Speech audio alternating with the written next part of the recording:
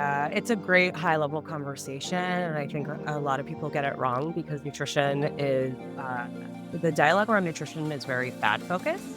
So it's really challenging for people to just understand what holistic health and people centered nutrition care even is, because the way that we have traditionally talked about nutrition has been focused on fad, whether they're diet fads or biohack fads or Tamar, welcome to the Healthy CEO. How you doing? I'm great, Jason. I just moved to San Francisco, so I'm settling in after a savage move, but feeling good. Well, you picked a heck of a time to get out to the West Coast. Now, where did you move from? Where were you moving up north? Or were you moving from another state? Where were you before San Francisco? Moving from Miami, Florida, originally from New York, so I've bounced around quite a bit since the pandemic, but excited to land on the West Coast. Although the week that I arrived was one that was a little scary. So, Yeah. What part of New York are you from? originally from Manhattan, but I've been in Brooklyn when I was there for about 15 years. Okay, so I have my youngest daughter lives in Manhattan. That's why I ask. So she's been out there for about 2 years, and she loves it. She graduated from the University of Colorado, and she and her boyfriend, who both they met in college, and will probably get married one day. They wanted to start their careers and their young lives in New York, and we're there all the time. As a matter of fact, we just got back from New York. We spent New Year's there. That's usually what my wife and I do, and then I used to go out to San Francisco quite a bit on business and haven't been in a while, but man, what a great city you're in now. Yeah, I actually haven't spent much time here at all prior to moving, and my first week here was, just the best intro to the city. It's an incredible city. Obviously, food and nature is really important to this city, so is, startup and entrepreneurialism, so Mhm. an amazing community here and really, really excited to be here. It's been a lot of fun. Yeah, I got Week 1. I got I gotta ask you now, we're gonna get into nutrition and health and all the cool stuff that, we got you on here to talk about, but what made you decide to go to San Francisco? Just curious. Actually, my husband got an opportunity here, and he Okay. was looking for it, and it was, an awesome one. So, we packed up everything, including our toddler, which was hard, but we made it.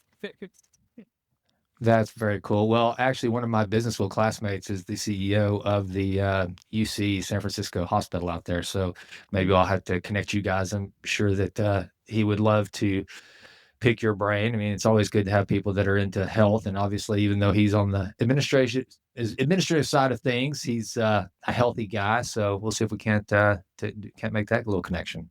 Yeah, I would love that. Thank you. Yeah, no sweat. Okay, well let's geek out on some health. You good with that? Oh, yeah, I can talk about it all day. All right. Well, so first and foremost, I mean, I'm going to have the full bio that everyone will have already heard before you and I even start this part of the conversation. They'll know all about your credentials and who you are, and kind of from the Wikipedia bio version of who you are. But I want to hear from you, kind of, and where I want to start this tomorrow is actually kind of when it comes to nutrition, health, wellness, gut health, anywhere you want to cover it.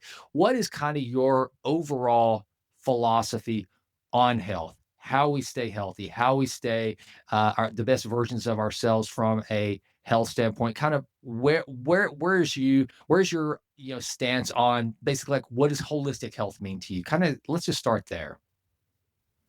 Yeah, it's a great high level conversation. And I think a lot of people get it wrong because nutrition is the dialogue around nutrition is very fad focused. So it's really challenging for people to just understand what holistic health and people centered nutrition care even is, because the way that we have traditionally talked about nutrition has been focused on fad, whether they're diet fads or biohack fads or food fads. When people think about nutrition, they think about like, what's that right now? What's the newest thing that people are doing that's going to get them that quick fix for whatever their goals are. But ultimately, the way that I think about health and nutrition specifically, and the way that we think about it at Culina Health is really focus on personalization, and it really looks different for everyone. And when we approach health from that lens, that we really move away from the fad dialogue and really start to understand what works best for as individuals and what works best for us as individuals is something that is effective, but also sustainable. And that sustainability component is really key. I think that's the part that people forget. Again, going back to the dialogue around nutrition, when it comes to nutrition, we're thinking about quick fixes, like this is something I can do, but I could, realistically only do it for 2 weeks or 30 days or, even 3 months, right? It has to be something that you can do for a lifetime. I think that's so important. That's one of the things that I think really gets missed in this conversation a lot of the time is the behavioral science behind whatever it is we're trying to make a change, and trying to find not only the proverbial why. Why do you want to be healthy? Why do you want to lose weight? Why do you want to start paying attention to your A1C? But also the behaviors that you're going to have to adopt, change that actually work with your lifestyle. One of my good friends is Joel Green. He wrote the Immunity Code. Brilliant guy, and that's one of the things he talks about a lot is like when he's working with people or anybody that he's, visiting with on this topic, he says, you can't manage or try to help everybody in the same way. And you certainly can't treat people like they are fitness professionals or they're like you and I who we love this stuff. And so it's easy for us to make sure that we're eating the right things because it's what we do. It's what we really care about. But for the average person just living their life, trying to be a healthy mom or a dad or you just whatever, that might not fit into their normal way of life. So I think that's one of the things that gets missed in all this. Now, one of the things that you said that I am in full agreement, and I want to hear you, I want to kind of double click on for a little bit, is this personalization. How do you go about? You have a client that comes in, I don't know, maybe they're metabolically challenged. Maybe they're kind of like I mentioned earlier, they've gone to the doctor. The doctor says, "Hey, your A1C is around 6 or 7. You're pushing type 2 diabetes, or whatever the case may be. Maybe their gut's been messed up. They're really inflamed, and they come to see you. How do you start to kind of peel back that onion and get down to what is their personal profile to start building a plan that's going to work for them? How does that look?"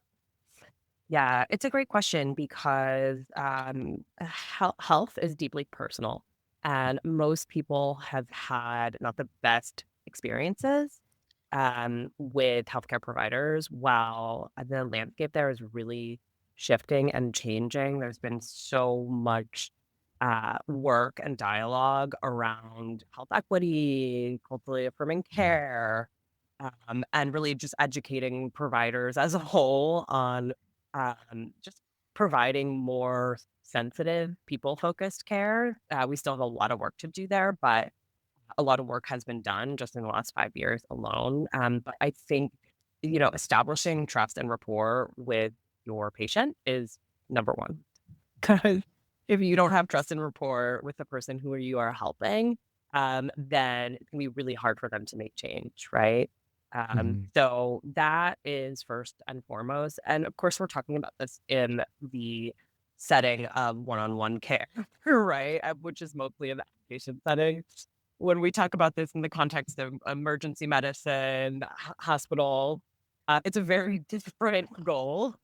Mhm.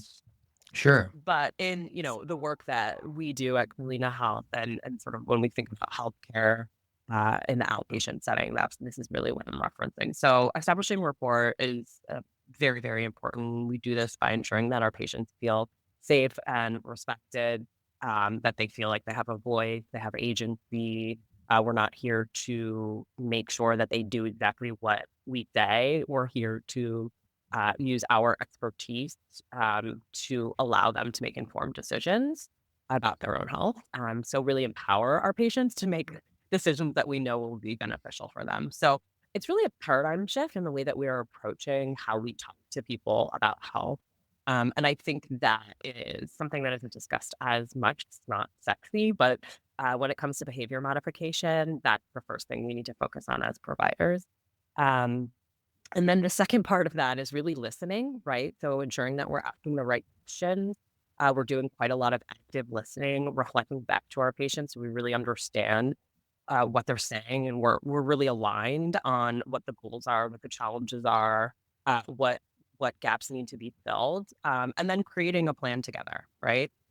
And that process is again not quick, it's not sexy, but it's really effective when it comes to behavior modification. And from a business perspective, it's also really effective for retention. And it's really effective to ensure that our patients are coming back and getting the outcomes that they need and that we want and need. So it's just a mutually beneficial way of approaching healthcare, direct healthcare. So I love the fact that we're talking about nutrition and kind of this whole conversation, and we're also using that as a conversation that leads into healthcare. It's something that I've started almost a bit become an evangelist for is that we have got to get. I was just in a meeting at my holding company yesterday, and we were having this conversation on all of our companies that we own are healthcare related. And I was telling our team, I was like, the thing that we have got to be instrumental in is getting this idea that we can no longer in Western medicine be focused on just sick care. We have to live up to this idea of health care. Now, granted, one of the problems we have is we have an entire system that's set up that healthy people don't really make a lot of money. It's all about the whole model has been set up to diagnose and prescribe. And I'm not saying that from a position of that a conspiracy theory or there's some, I'm not one of these guys that goes down this rabbit hole of the Rockefeller sitting there, kind of, like, Dr. Evil trying to figure out how we can create all these drugs out of oil and all that. Maybe there was some of that, but I don't think it was all with ill intent. It's What, important to keep what an I open mind. exactly, exactly. So, but I am to this point where I don't think it's controversial to say, hey, we can really improve things a lot when we're able to educate people on the importance of what they eat, what they put in their body, and that whole idea of an ounce of prevention being worth a pound of cure is so vitally important. So that's why I like having conversations with people like you who understand this, holistically from the standpoint of if we want to keep people, instead of just trying to help people get better who are sick, let's try to keep them healthy and not getting sick as much as best we can. So with that, let's talk nutrition. I want you to tell me, and I'm always looking for ways to try to tease out those easy to understand and no pun intended, digest ways that people can like listen to this conversation and go, huh, that's a little change I can make. That's something I didn't know. So whenever you get that patient in, and we've started with the behavioral science aspect, we've created a plan that they're comfortable with because you're working in conjunction with them. You've looked at their lifestyle. You've probably had that conversation of what are the things that you're afraid of, what are the things you hate to do, what are the things you love to do. Let's match these all together and let's create you a plan. But now let's get down to some nuts and bolts of what you're going to put in your body. What are you going Mhm. to eat? How does that conversation start to go? How do you start to help? And tell me the philosophy. Are you kind of a calorie restriction person? Are we going to talk about macros? Are we going to talk about calorie counting? Kind of just fill us. Is it all the above, or is it just based on the person you're talking to? Kind of how do you start to drill in on the methodologies and of not only what to eat, but how to eat it, how to consume it, and just kind of creating that plan to help somebody become more nutritionally sound. What does that look like? Yeah, again, it really comes down to the individual, and there's quite a lot that goes into, analyzing what the best intervention is for each patient, and the best intervention can evolve and change over time. But ultimately, like the key things that we're looking for are like meal timing, eating pattern, uh, sleep pattern, movement, exercise, and stress management. From a nutrition perspective, it's really important for us to understand how people are sleeping and moving because that impacts how they're eating. Research shows that sleep deprivation can increase ghrelin, your hunger hormone. It decreases the metabolic rate.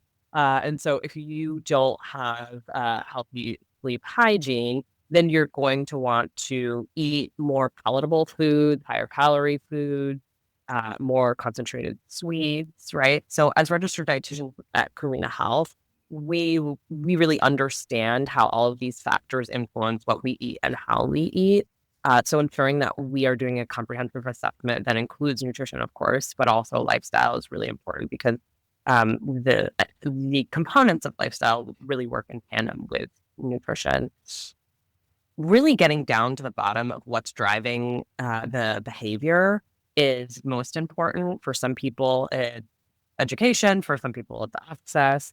For others, it's relationship with food, more sort of mental health focused. So really understanding what the root cause is that's driving the harmful behavior is where we tailor our intervention, and then understanding what tools the patient needs in order for them to close that gap is where the most successful interventions are. And a lot of the time, or sometimes, that requires multidisciplinary approach, right? As registered dietitians, we have quite a big impact on people's lives. But some people require more intensive medical intervention or more intensive mental health intervention. So really working collaboratively with the healthcare team is what seems and does drive the best outcome. So I got to ask you because it's such a hot topic, and never on any of my shows do I ever try to get controversial or anything. So it's not the reason for this question. I'm truly asking you as a professional, what are your thoughts on some of the semaglutide, the peptides that are so popular now, like Ozempic Yeah, and these things that people are using? Do they have a? And I'm not asking you to say they're horrible or they're great. Just yeah. do they fit into the overall toolkit of health and wellness? What is your take on that from a nutritional standpoint? Absolutely, for the right person. Absolutely. These medications are effective and powerful. There is a lot that we don't know in terms of long-term risks and potential side effects, but we know that they do work, at least in the short to moderate term for a subset of population.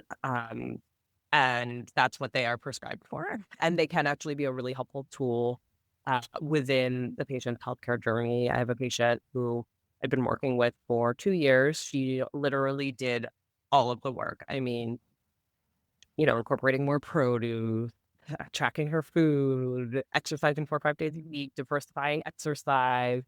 uh, it didn't move the needle in terms of weight loss. She had a strong family history of type 2 diabetes. She, had a really high health literacy, exercise, over 300 minutes per week, like really checked every box. And while those lifestyle and nutrition changes did help to support her health, she wasn't able to lose weight, and she was still within that metabolic range. And we had worked together for a long time, for about a year, really trying everything. I mean, we modified macronutrients, like we did all the things. And she was a perfect candidate for GLP-1. I worked with her doctor. She got on medication, and she was able to lose weight with relative ease, continuing to do what she had already been doing. So she created a really strong foundation of lifestyle, and the GLP-1 just became a tool for her to really support the metabolic dysfunction that she had that was preventing her from losing weight. So I think there's a really important role of GLP-1 in obesity medicine, of course, in working with patients who have diabetes, pre-diabetes. So there's a role, but because the medications are, so extensive, I think they have been really embraced by culture, and the research really doesn't support the use of GLP-1 outside of a certain, uh, subset, patient population. So we don't know what the risks are, if you don't fit the criteria for being a good candidate for GLP-1s. Medications are also really expensive, so there's a big impact that that's having on employers, for example, who really bear the burden of having to, pay for employee benefits. So it is a controversial topic, but it's an important one. um, and kind of just like the nutrition dialogue that we had earlier, right? Mhm. There's no one answer. It really is. It depends. But I think that patient story really highlights like how important these medications can be for some people. So there's not one thing you said there that I disagree with. And in fact, I think one of the most important things you said was that these these peptides have to be looked at through the context of okay, you have to also have the nutrition to go with it. Simply because, like one of my best friends and business partners, Dr. Gus Vickery, he does this with his patients. He's like, if they're going to, he said, just like you said, he said they have a great benefit. And for someone like your patient or your client that you were talking about that has struggled for so many years, it can be a great tool to just, if nothing else, just kind of get them kick started and getting their body kind of in a mode of, okay, I can see some results, but then it's that nutritional component.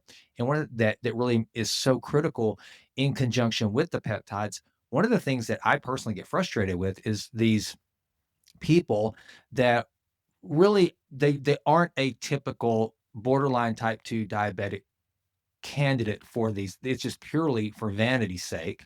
And they do this and they just get emaciated, and their physicians are not telling them, hey, you're about to lose a lot of nutrients because your appetite's just going to be crushed. And they don't talk to them about protein, essential amino acids, vegetables, and all these things that your body is going to starve for these nutrients. You're not just, Peter Attia did a great show on this whenever this became a real hot topic. He said, one of the things the FDA does not require for anything that's put on the market for weight loss is how the weight is lost. They do not differentiate between fat and muscle.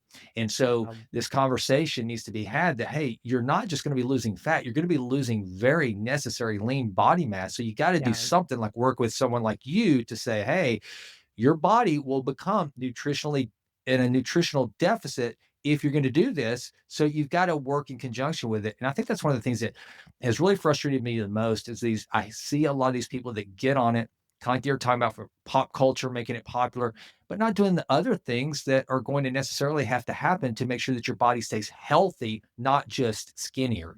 So everything you said makes perfect sense. So I appreciate you tackling that topic with me. Yeah, and GLP-1 do deplete lean body mass, right? Mhm. And so they also can, make it difficult to meet your hydration needs. So we are very mindful about our nutrition while we're on the drugs, but also after the drug, right? When we discontinue. Most people don't want to be on an injectable for the rest of their life. Right. Right. Yeah. Yeah. So I've got a daughter who's a type 1 diabetic, and I can attest to that. She unless wishes they she did have not have to. Yeah.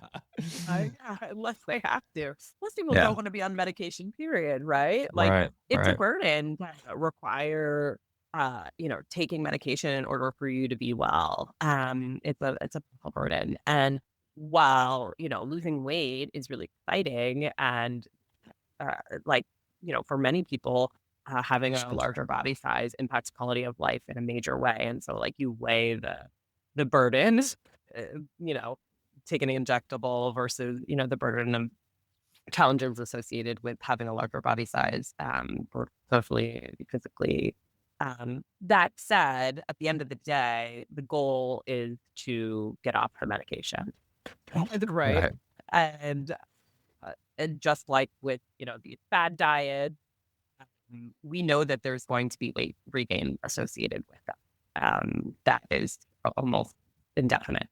And so really important to establish those baseline behaviors, healthy eating. Like we have been able to, the goal is for you to be able to reverse the metabolic dysfunction um, with, lifestyle and medication, these medications for those that are a good candidate for it. And so with that reversal of metabolic dysfunction, like we have a healthy metabolism, the lifestyle interventions will be more effective and you can maintain with lifestyle interventions. But if you're not doing lifestyle interventions, you're not going to maintain. So it's really important to manage people's expectations around. And that's really 100%. where, dietitians are so effective and powerful as part of this larger GLP-1 movement. So let's talk about that as a dietitian, because and a nutritionist, everything that your wheelhouse. I've never worked with a dietitian or a nutritionist. Are those synonymous? Is that the same thing? Am I saying something wrong? Good Tell me. question. Well, first of all, offline, I'm going to get you a session with one of our team members. But Sweet. I love that. yeah, yeah, so you can experience it firsthand. But there is a difference. So a registered dietitian, also known as registered dietitian nutritionist, Okay. We have a scope of work, we have licensure, and so we are considered healthcare professionals. We have standards of care. We have to complete continuing education, just like other healthcare providers, doctors, nurses. There is a scope of practice that we are legally bound to maintain our credential, um, and the code of ethics and all of the things. So, registered dietitian is very different than a nutritionist in that way. There isn't actually one clear, definition of what a nutritionist is. There are health coaches, which also do have to take a board exam. Not all health coaches have to take a board exam, but to be a certified health and wellness coach, there is a medical board of examiners for that title. Although the word coach is kind of thrown around, but just like the word nutritionist. So within this wellness space, there's a lot of misconception and confusion around who are qualified professionals to really support people in making these nutrition interventions. So, um, kind of to summarize, you don't really know what the training and background is of someone who calls themselves a nutritionist. There could be a number of different certifications involved as part of that process. So really important to ensure that you're working with someone who is a healthcare professional. So therefore, if I'm trying to go to the highest level possible to know someone that is held to the highest standards, I'm going to a dietitian. Am I hearing that right? Yeah, yeah. And We also are probably the more likely experts to be on food and insurable. nutrition. Exactly. That was going to be my second point. So, Yeah. at Culina Health, we are a network with most commercial plan and Medicare. So, and we work hand in hand with insurance companies to be able to make nutrition care accessible. And I think that that has been the biggest barrier to people accessing services from registered dietitians prior to Culina Health's founding, which was in 2020. Nutrition care was just not really accessible at scale via insurance. And so we're really proud to spearhead that movement to make nutrition care accessible through insurance and just give people more access and give, our partners, our healthcare partners more access to us too. Like that's also really important. So, the movement that we have created, has really done quite a lot of work in, just making nutrition, more accessible. Our goal is for, you to see your PCP every year, at least once a year, for you to see your dietitian on an ongoing basis throughout the year to support, the healthcare goals that you and your doctor have planned. So do you guys do any do you work with like Prodrone or some of these these other companies doing blood panels and then kind of creating the dietary or the nutritional plan to go in conjunction with vitamin deficits or anything that you might find or gut biome testing, kind of how does it work? Like I'd love to visit with you guys offline and like how if I come in as a client, what kind of information about me are you going to see from a biological standpoint before we start working together on creating a plan that's unique to me. Yeah, great question. So, as registered dietitians, we cannot order labs. So it's within our scope of practice to order Mm. blood work, or any other test. So, we really work collaboratively with the entire healthcare team. We do have a set of recommended nutrition labs that we work with our referring partners to get and, if our patients don't have a doctor that they're working with, we source that for them. So our goal is to not just support, in having really great nutrition care and lifestyle change, but also creating a care team because we know within our scope of practice what our expertise is. We are trained to be able to labs as registered dietitians, so we can assess nutrition-related labs, and we do nutrition-related assessment as well. But we, as part of our credential, cannot order those labs ourselves. And so our job is to really ensure that we are getting the appropriate data, working with the healthcare team to get that data, and w- our doctor partners might want to order a different set of labs, right? But working really collaboratively is very important. And I think it's important just to kind of highlight that for people out there. You're probably not going to find one person who's going to help you do everything. Thank you, right? It Yeah. does take a village. It's just like having a child. Well, Mhm. especially if you have complex medical conditions, it takes multiple, it typically takes multiple people to really support that journey. Um, if you're going to a doctor who is giving you nutrition advice, um, they have training in lifestyle medicine, then they, have a little bit more expertise there. But just be really mindful about, specialties, right? Like, it's okay to get nutrition advice from your doctor, but if you have more complex if you have a more complex nutrition condition, um, that is really where you should see a dietitian. And Well, they have the and time, right? Like we really have the time to work with you.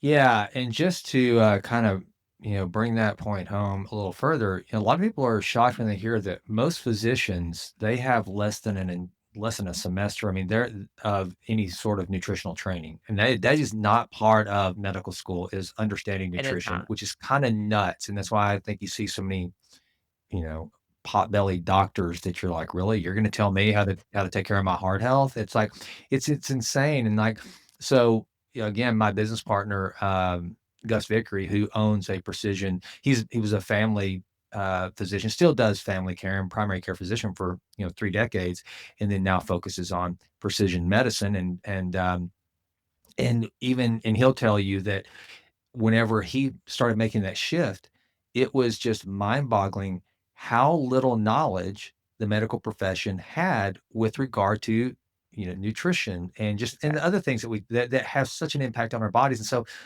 one of the things I'm really trying to do is like, and so I'm so glad that we've met, is I'm trying to help, be a a positive player in all this to put the team together that not only the team is there, but it is accessible, like what you guys are doing, because so many people, they are just conditioned that if I don't have to do anything until I'm sick. And then you got this other bigger problem with the healthcare system that so many people use an emergency room as their primary care physician, as their first line of their the first place to go when they're sick or things they shouldn't even be going there for. And so we've got people going to not doing anything until they have to go to an emergency room, much less working with dietitians and functional physicians to help them look at their blood work and understand where their deficits are and to do all this preventive maintenance that it's a big hill to climb, but I'm optimistic that we're moving in the right direction. I mean, and that's one of the things I'd like to get your take on too, is just as you step back and you look at the landscape of health and wellness in our country, do you think we're finally getting to a point where it's like when you hear words like holistic, you don't have people all of a sudden start going, "Oh my gosh, woo woo, here we go." I think it's more acceptable now to talk For about these things. sure. For Yeah. sure. Yeah, yeah, absolutely. I mean, for the first time, I think the dialogue around nutrition has reached a national level with RFK, having strong thoughts around nutrition.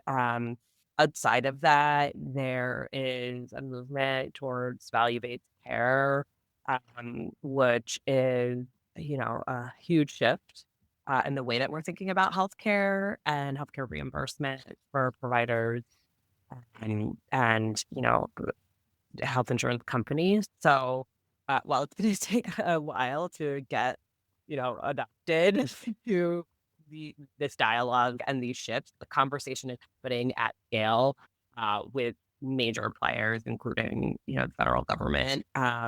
There's a food as medicine committee, that, people are talking about, how can we make nutrition at the forefront of prevention.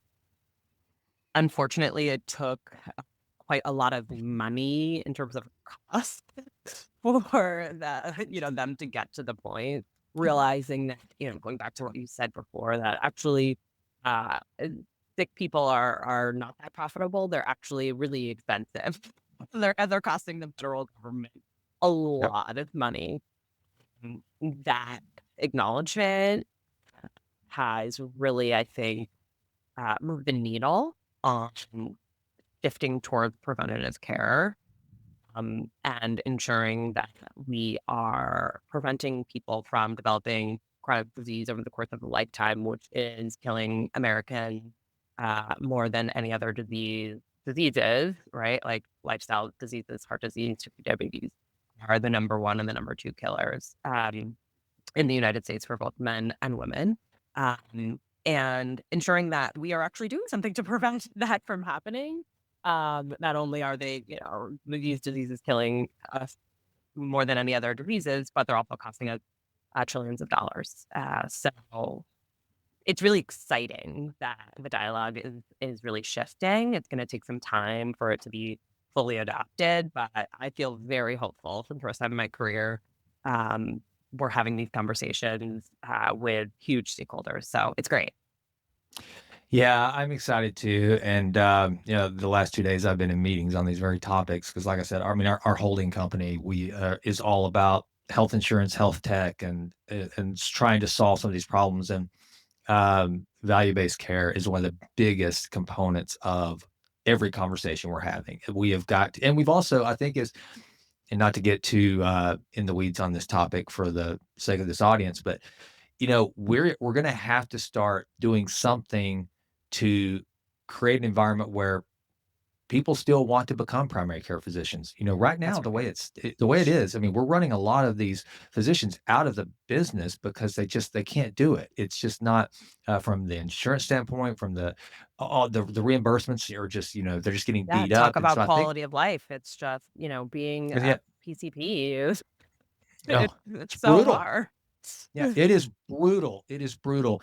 And so I think as we tackle these problems, and I'm glad you mentioned RFK because one of the things that is part of our lobbying efforts, we're going to try very hard to work with HHS to help bring some of this stuff to the forefront because I think we finally, and again, for this audience, this isn't a political conversation, and I'm not making a political point here, and I know that Tamar's not either. But at the bottom line is, regardless of what you think of RFK, we're having these conversations now. People, at least people want to know why are they calling him a nut? Oh, because or hey guys, what Robert F. Kennedy Jr. saying, the guys like Ben Greenfield, Peter T, and all these other, Andrew Huberman or whomever are saying, no, what he's saying about this topic, let us explain a little bit about why it's not, again, it's not woo-woo, it's not crazy, it's not always just anti-pharmaceutical. It's like kind of like what we were talking about with GLP-1s.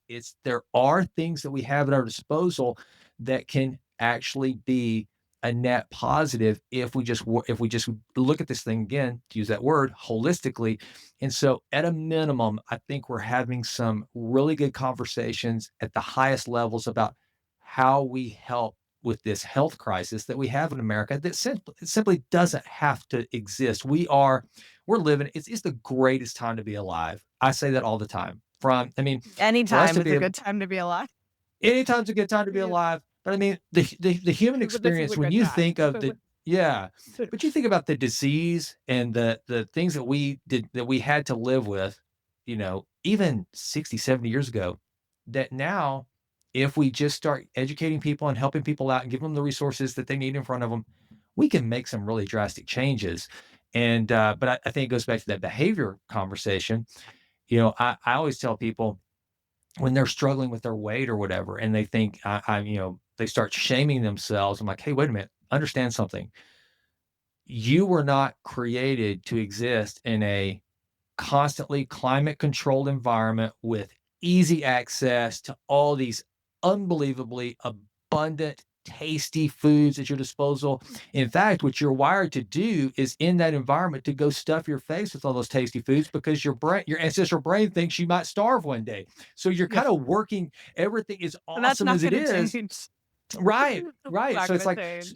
Right. So it goes back to where you started. It's like, so we've got to teach you some behaviors to adjust the way you're wired to react to this environment and acknowledge the environment that we're placed in, which is awesome. The 10-cent calorie, I say it all the time. The 10-cent calorie is a marvel in that we can have that dense of a calorie that cheap, but like everything else, it comes as a double-edged sword, so I think these are the things I think we're able to actually talk about.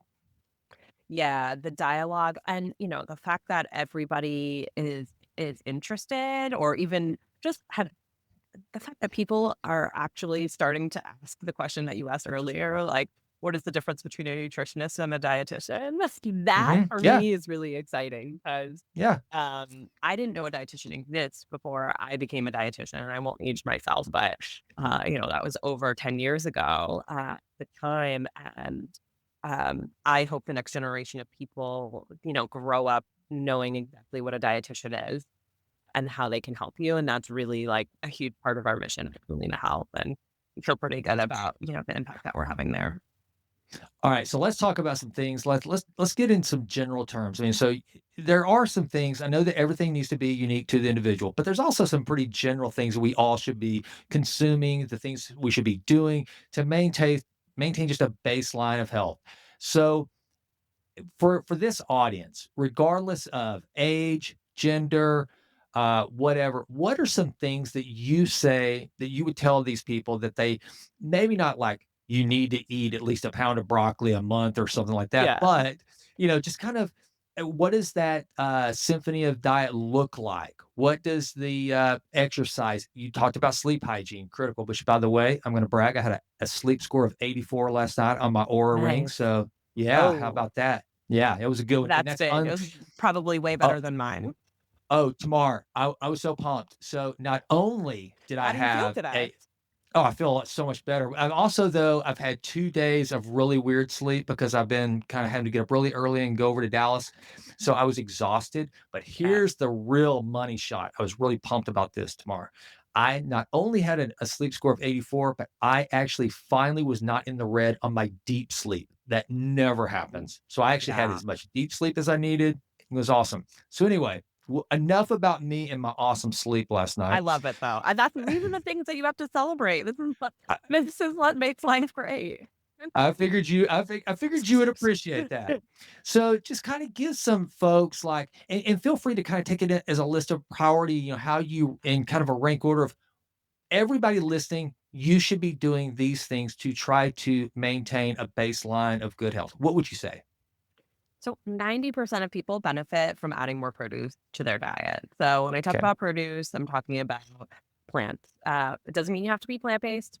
It just means you have to have a more plant-forward eating pattern. So the literature or research around nutrition is really moving away from, these individual foods that, we had this like superfood movement, and everybody's like, I'm Mhm. gonna, as you said, like eat a pound of broccoli every day. And like, I will be cured of cancer, you know? Right, right. But the literature is really moving away from superfood. Like we recognize that there are some key nutrients that are really powerful.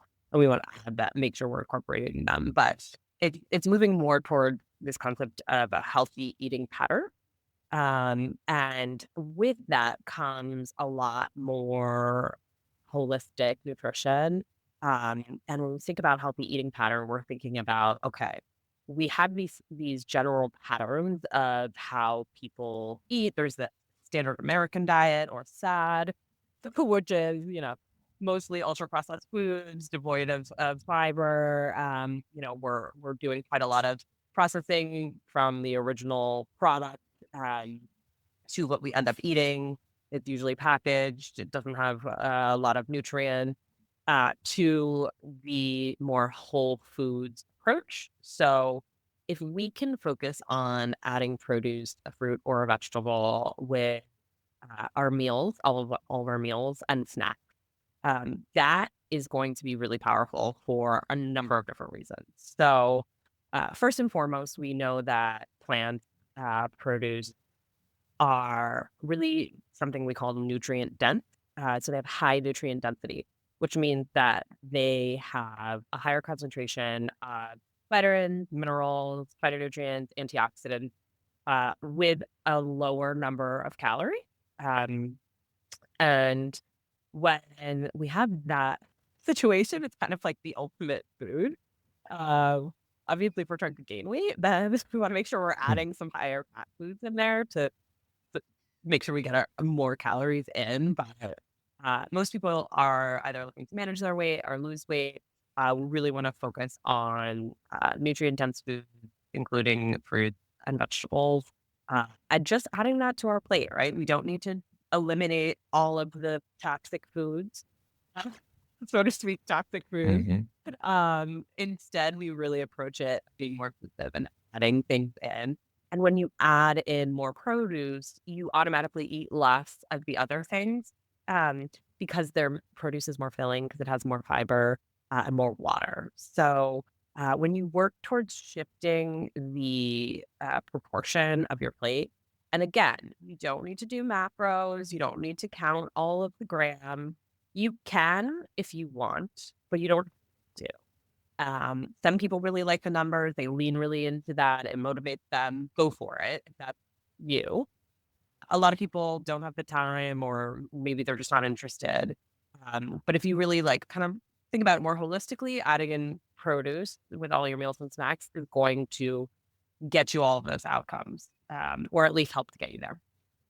So that's number one. So, one of the things I wanna ask you, because I guarantee some people hearing this that have been they've lived through the era, like both of us have, of low carbs, they hear this and like, "Oh, no way, there's just too many carbs in apples and bananas and grapes, and so no way, I don't know who this chick is, Jason, but no way."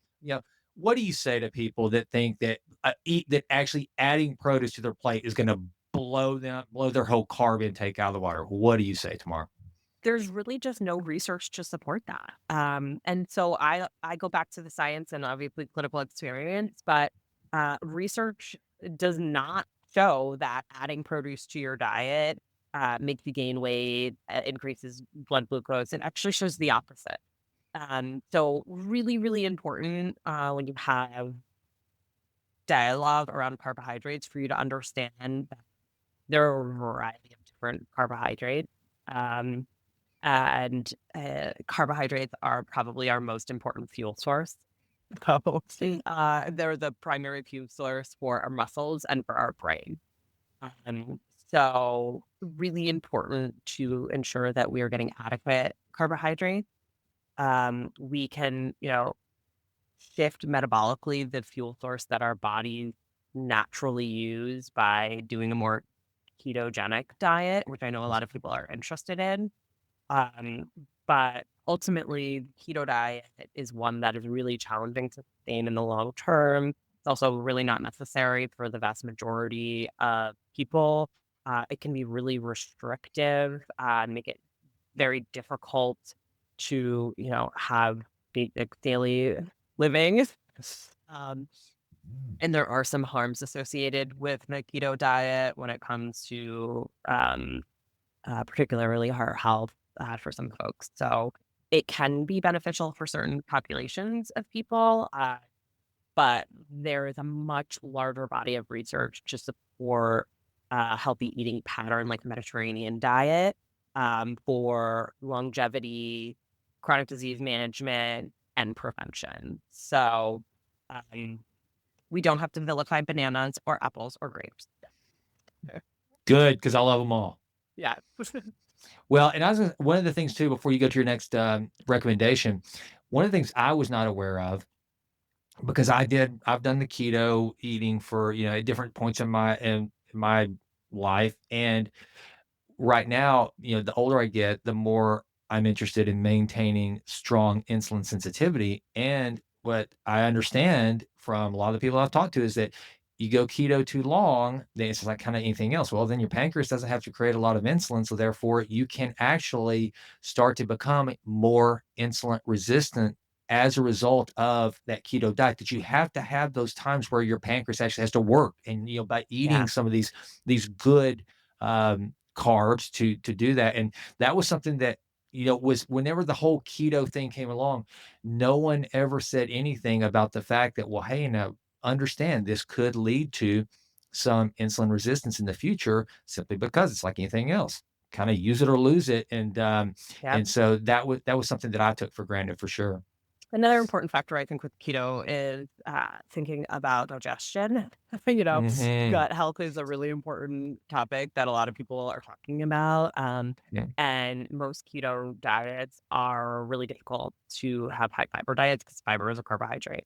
It's Yep. a non-digestible carbohydrate, but it's a carbohydrate. So it's found in fruits, vegetables, whole grain, legumes.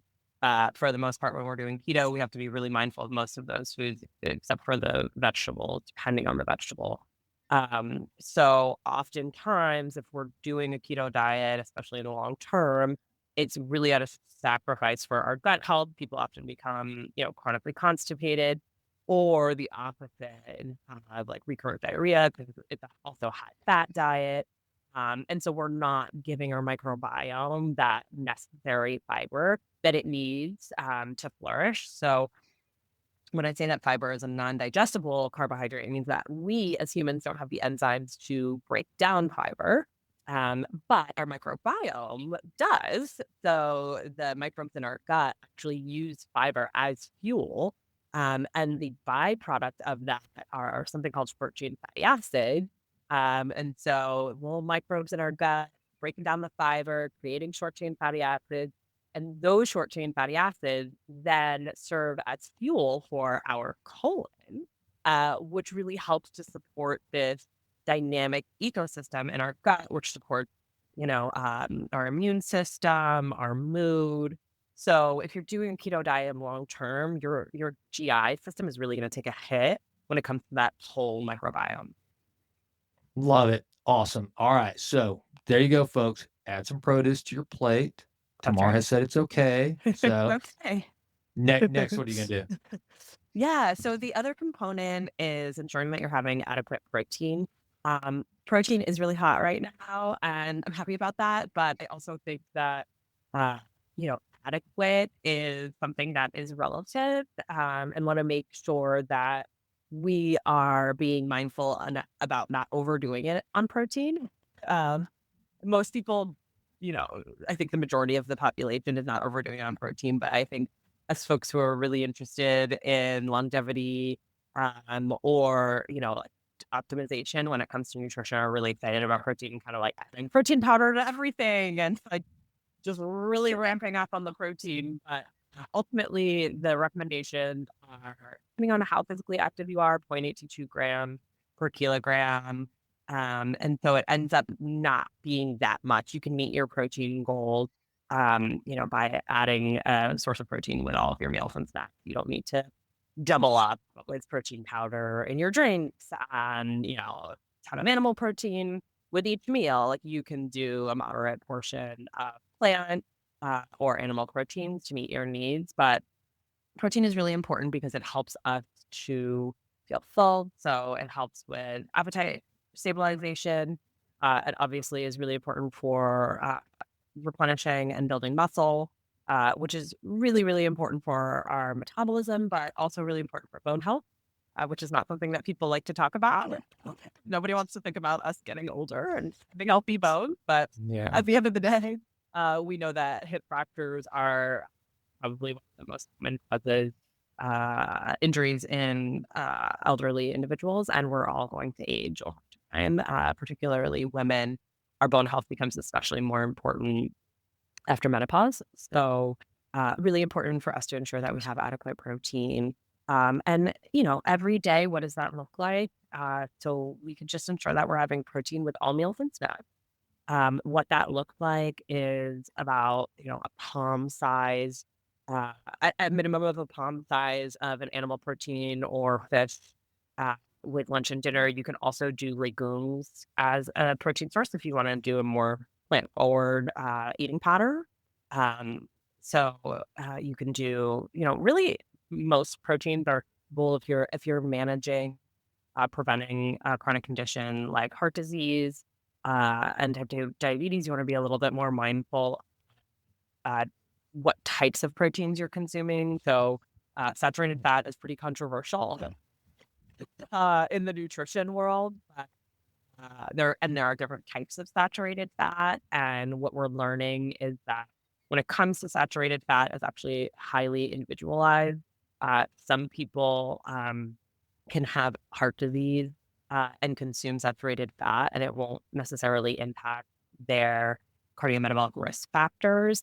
But others, the opposite effect happens. So we have to really understand like, your tolerance based on your genetic risk.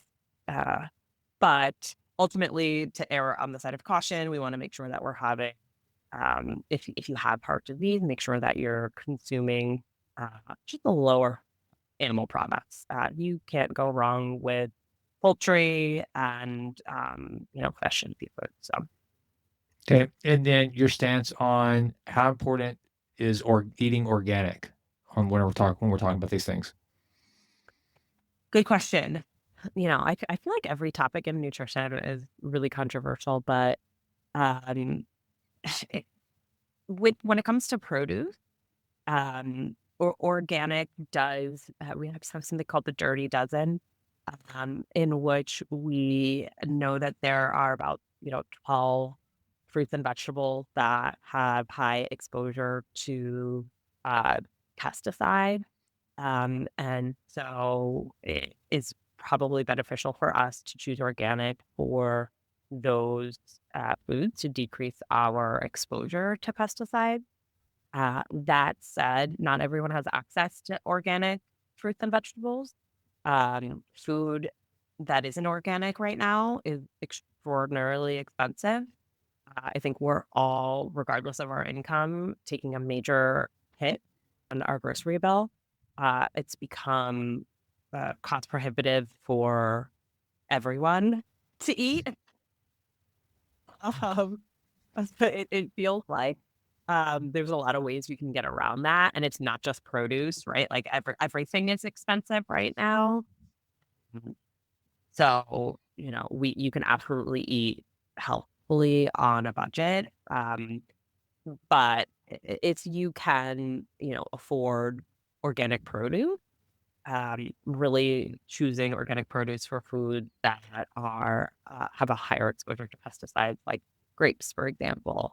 Food that you can peel, you don't need to worry about as much. So bananas, oranges, all of the citrus fruits, you just peel the rind off, and the rind is what's exposed to the pesticides the most. Avocado, you don't eat the skin. But food that you tend to eat whole, like leafy greens, grapes, apples, you want to choose organic if that's within your budget. So again, it comes back to personalization. I think that that's like really important component of this dialogue.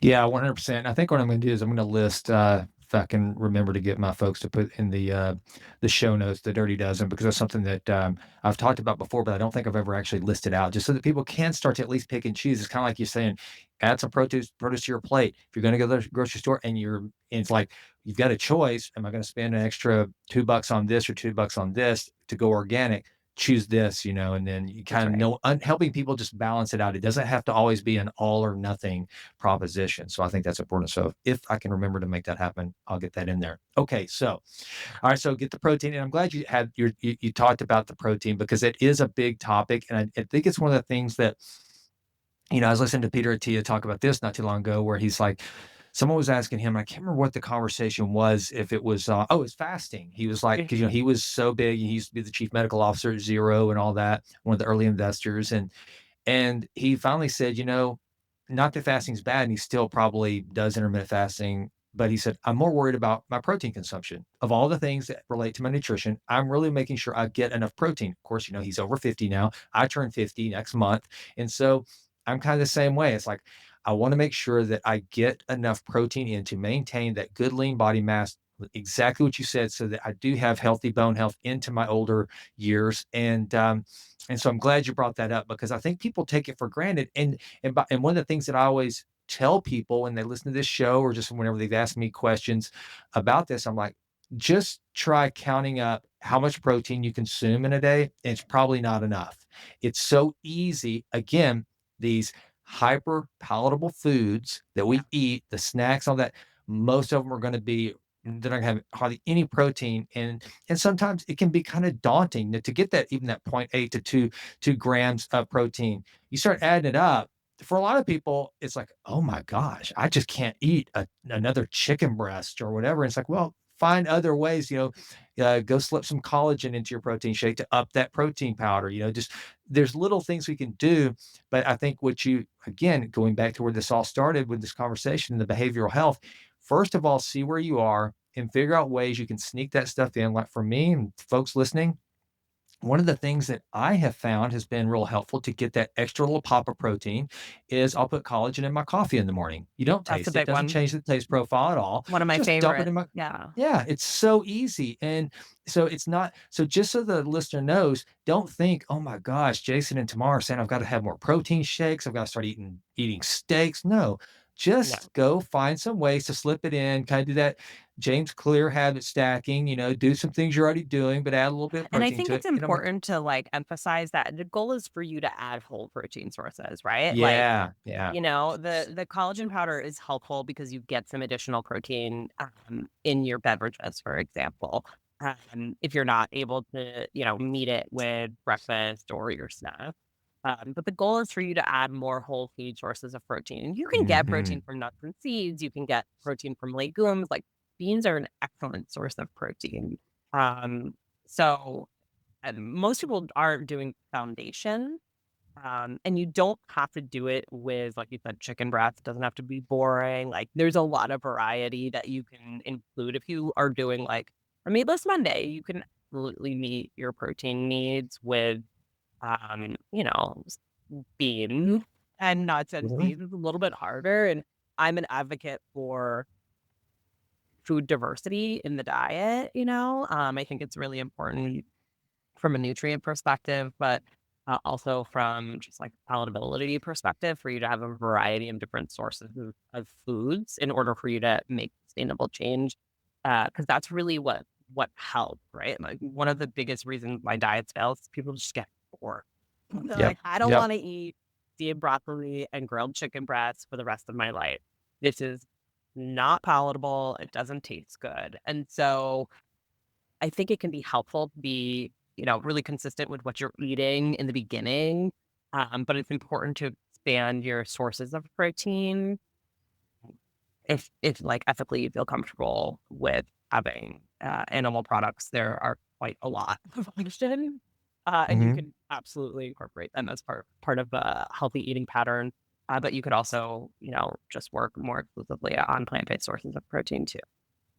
Okay, so we're adding some produce to our plate. We're getting our point 0.8 to 2 grams of protein per pound of body weight to try to make sure we maintain Point good bone eight health. to 2 per kilo. Per kilo. Okay, there you go. Per Yeah. kilo. I always say that wrong. You're right. Okay. Very good. All right. So what are some other things? Let's keep going. Let's keep getting these folks healthy. Yeah, yeah, those are the big ones. So if you do that, then, like, you're 75% there. You Wow, that's know? huge. That's Yeah, huge. yeah, it's really big. I would say the 3rd missing piece here, is hydration. Okay.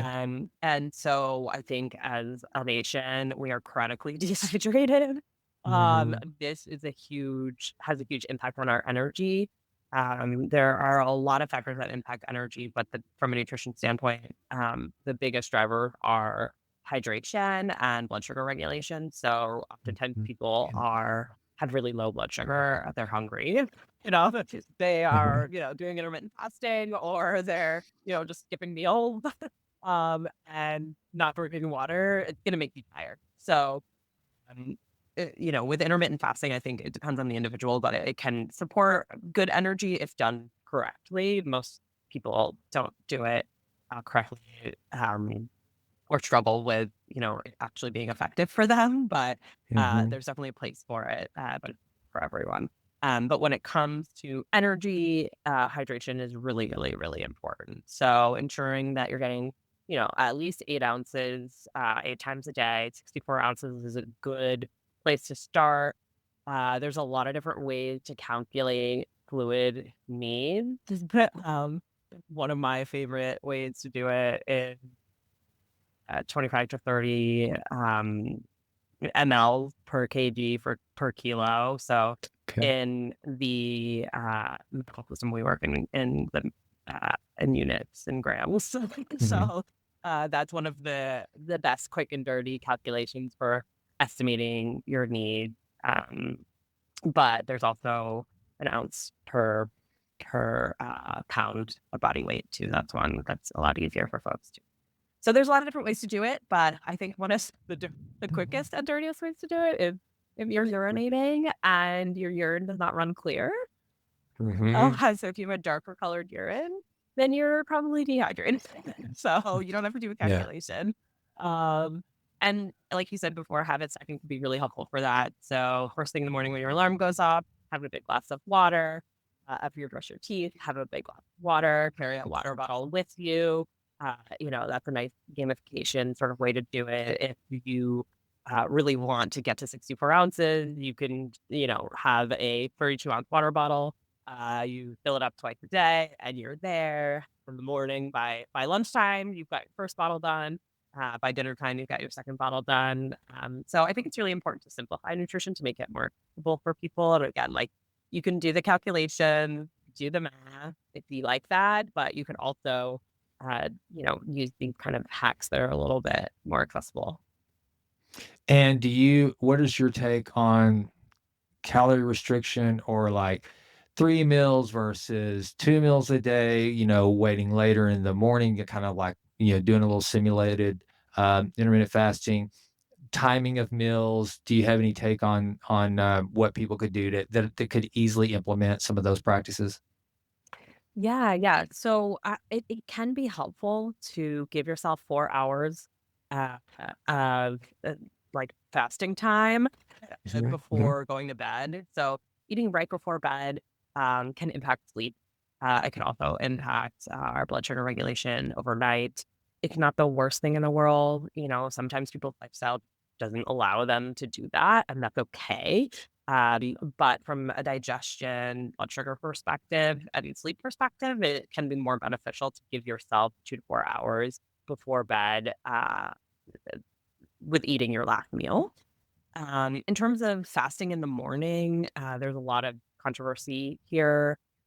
It's highly variable and depends on the individual and what your goals are. It's not something that we have those, like we were talking about earlier, like those nutrition recommendations that work for the majority of people. Intermittent fasting them. So it's not something I would say everyone should intermittent, right? Like most people should eat more protein and fruits and vegetables. I wouldn't use that same logic for intermittent fasting. Um, Actually, I would say minority of the people that leave the Culina Health would benefit or need to intermittent fast for part of their nutrition intervention. Again, the research really supports healthy eating pattern from a behavioral perspective, really focusing on ensuring that we're having regular meals is much more effective for the vast majority of people. So, the typical meal timing pattern that we see is people will skip meals or go for long periods of time without eating. And that then causes drops in blood sugar, which increases hunger and desire for highly palatable foods, high fat, high sugar, high salt. It affects our cognition and mood. That's where the term hangry comes from, Mhm, right? mhm. And so ensuring that we're having a meal and snack actually more consistently and not going more than 4 hours of eating within the daytime can actually be more beneficial for a number of different health goals. I love it. All right. So, I mean, and by the way, you haven't said anything that's just beyond the realm of possibility for most people to do. I mean, I Yeah. asked you for some universal tips. I mean, adding produce, adding protein, and staying hydrated. Not exactly asking people to change their lives today, Tamar. So, well done. Well, you're It's not a good asking them to starting change their point. lives, but with a few simple tactics, they actually can change their lives. So, That's right. all right. I Big mentioned ROI. there you go. All right, so before we even started recording today, I told you to make sure to not let me let you go without making sure there wasn't something that you really thought this audience needed to hear that I didn't ask. Have we covered the things that you really want? And besides, and also I want you to make sure people know how they can connect with you, how they can follow you, how they can get involved.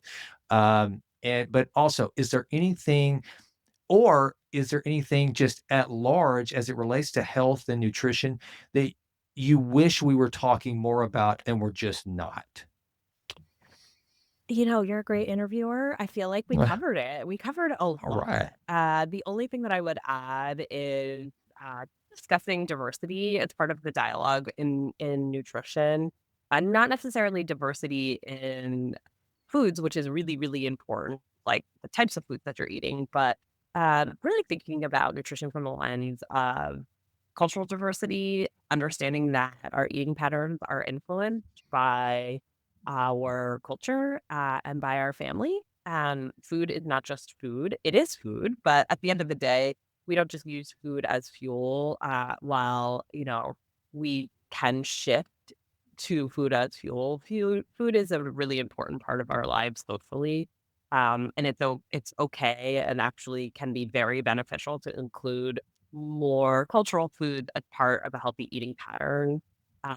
If you have food that is really important to your family and culture, it's 100% okay to add that into your healthy eating pattern. So, like, we don't need to exclude foods or vilify food.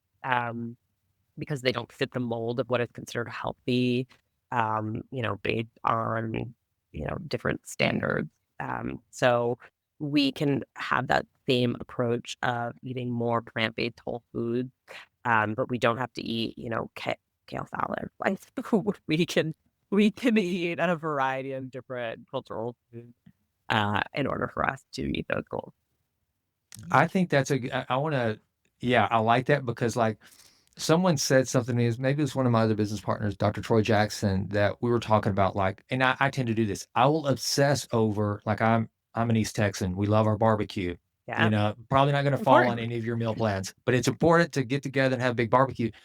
And, he made the point one time, he's like, "Okay, so you skip the meal that you wanted to eat because you're so stressed out about" he Yeah, said, "So which is worse, the stress of, worrying about eating the right thing or just going ahead and relaxing and enjoying the company you're with, enjoying your family, having that one meal?"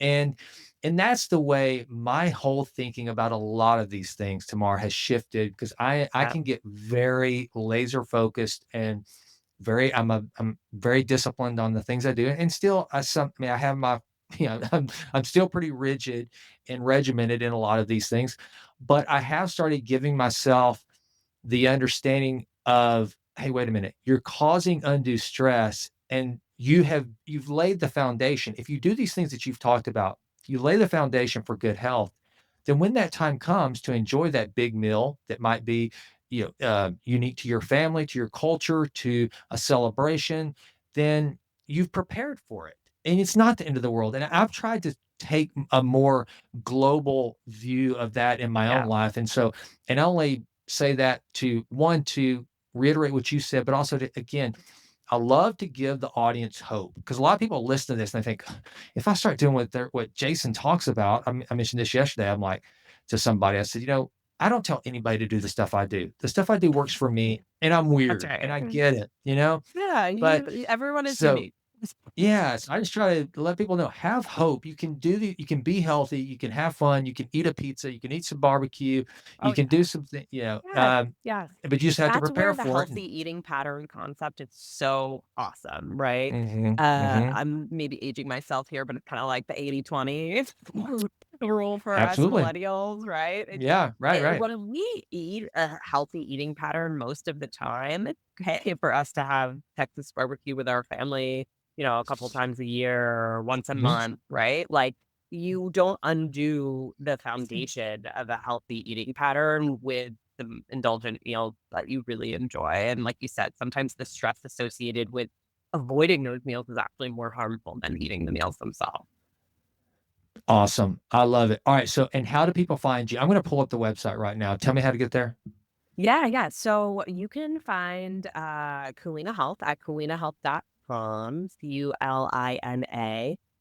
We are a team of dietitians. We have over 90 registered dietitians who are available to serve people in all 50 states, and we have multi. So If you're like Jason and you want a little bit more of a prescriptive, wellness, longevity focused plan, you can work with a dietitian like that. If you're managing chronic condition, you can work with a dietitian specialized in that. We have eating disorder dietitians, dietitians who specialize in type 2 diabetes, relationship with food, pediatric nutrition. So, really something for everyone, even if you're not managing a chronic condition and just want to learn how to eat to support your health or exercise routine. You can work with a Culina Health RD, and we're in network with most of the major insurance plans. You could book really easily by going to our website and onboarding directly online. So it's a simple process, and it's exclusively via telehealth. So you can meet with your RD on your phone. I love it. I'm looking at the site right now. This is fantastic. And you and I, we have a lot to talk about even beyond this. This is great. Yeah. I'm really excited to meet you. This is so awesome, Tamar. And I think that's the cool thing too. I love this. So just to reiterate what you just said. So a lot of this is done virtual. So you get your plan and you work with your dietitian, you set a time, go, I guess, on a Zoom or something like to that effect, and kind of go over your plan and then do follow-ups, and that's how this works. Yeah, exactly. So you actually work with your dietitian to create a plan together. We Got it. provide all of the resources, tools, support that you need. So the initial session is longer. We do a comprehensive assessment with you, and then co-create a plan. And that looks different for everyone. And then give you all of the tools, resource, whether it's like if you're someone who doesn't like to cook and you just want to outsource it, we can give you the best meal delivery recommendations. We can craft a plan for you if you are, busy mom, busy working parent, and just like need a meal plan for you and your family. We can do that together. Or if you're really working on your relationship with food, want to increase physical activity, right? Like, so we create very targeted, behavior focused goal together, and then meet every single week to see what worked, what didn't work, create new plans. I mean, you can talk about nutrition forever. So it- there's a lot of content to explore, but it's really your journey. So we're here to, provide education, resources, tools, support, and it's really about creating an action plan I and love it. following I through on love it it. and having accountability for it. Well, cool. I'll have all of this in the show notes, folks. It's Culina Health. Check out culinahealth.com. It's so cool. And I see you guys have a location in Texas, over in Dallas, it looks like. The Yeah, yeah. So physician. we don't Mhm, have a physical location, but as I mhm, mentioned earlier, we're mhm. in all 50 states, so you can see an RD regardless of what state you're in. I love it. I love it. Well, Tamar, this was awesome. This is like the stuff I love to talk about. And I hope that we can keep the conversation going beyond this. It's been a pleasure meeting you. And thanks for Like, joining us on the oh, show today. yeah, yeah. Thanks for having me. We can talk about this forever. So I'm glad we got some good conversations in controversy, non-controversy, simple nutrition. Yeah. We talked about it all. Public health. I don't think we piss Mhm. too many people off. That's always the goal. It's like, if I can just not piss too many people off during an episode, nothing. I think we nailed it. I think we're good. All right. Thanks, Tamar. Appreciate it. Thank you. The content provided in this podcast, The Healthy CEO, is for informational and educational purposes only and is not intended as a substitute for professional medical advice, diagnosis, or treatment. Always seek the advice of your physician or other qualified health provider with any questions you may have regarding a medical condition. The opinions expressed by our hosts and guests are their own and do not necessarily reflect the views of the Healthy CEO. Any information provided by our hosts or guests, including any physicians who may appear on the podcast, is solely for informational purposes and does not create any doctor-patient relationship. Listeners are advised to consult with their healthcare providers before making any changes to their health routines. The Healthy CEO and its affiliates assume no responsibility or liability for any consequence resulting directly or indirectly from any action or inaction you take based on the information provided in this podcast.